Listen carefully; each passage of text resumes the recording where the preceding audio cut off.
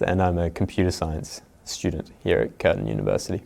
The project I was working on over summer was for Innovation Central and the City of Melville.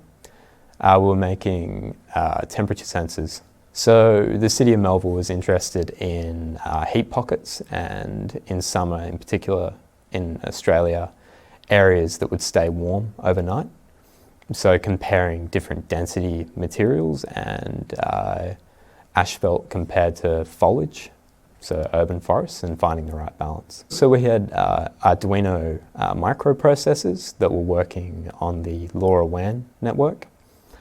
So we got those processors as is, so they could work with the LoRaWAN network, and we were just sending data through a gateway that we had set up here on campus, and then that would go through and send the data through to a database that we'd set up. What we did find was any sampling rate, because the LoRaWAN protocol was so primed for long range and low energy use, it was absolutely fine to use a sampling rate of like once every 5 seconds, which was long enough to transmit and then get another reading. But with those temperature fluctuations, we'd be a reading every half hour would still see the same kind of, accuracy that we needed. The thing that occurred to me pretty early on was making sure the data was organized in a logical way, because from running the 3 sensors that we prototyped for 24 hours, we had tens of thousands of readings. So although processing that data would be achievable and the resources are out there, making use of it quickly, really depended on how it was stored in the database. So for scalability, on each sensor, I set up just three kind of brackets for different sensors, because there was the idea that we could be sending humidity data, light intensity, to see whether it was actually in direct sunlight.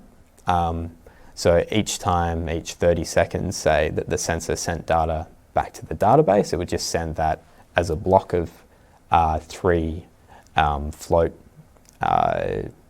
variables.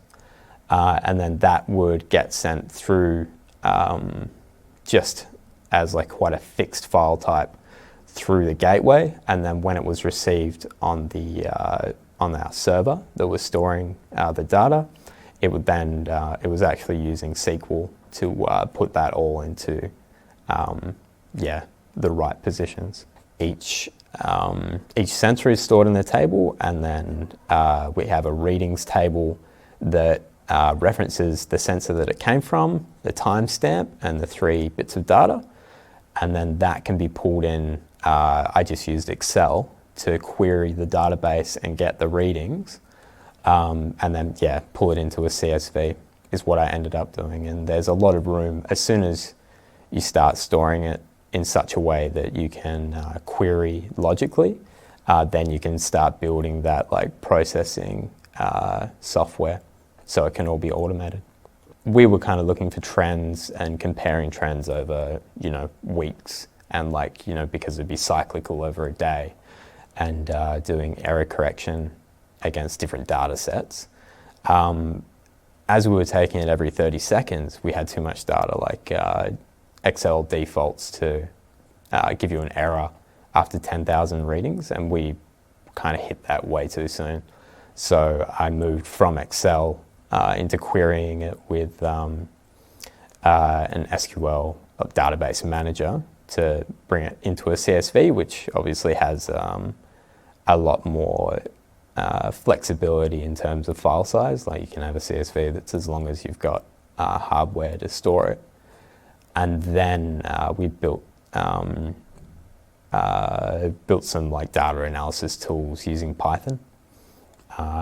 Just generated graphs like that, just to show that you can really quite quickly pull information that's valuable out of the data sets. I think the value in our project was just to have visual graphs in the end and go, here's something that you can throw up in a meeting on a PowerPoint lots of people can instantly see what the results are. So you say, this AstroTurf is cooling down a lot quicker than this concrete, say. And people can instantly see that, and they can draw their own conclusions and then move on. So from the customer point of view, you really need to be setting up the software so that they're not making any real analysis decisions, and they're getting something simple and easy to use out of it. And that's where data visualization is really important.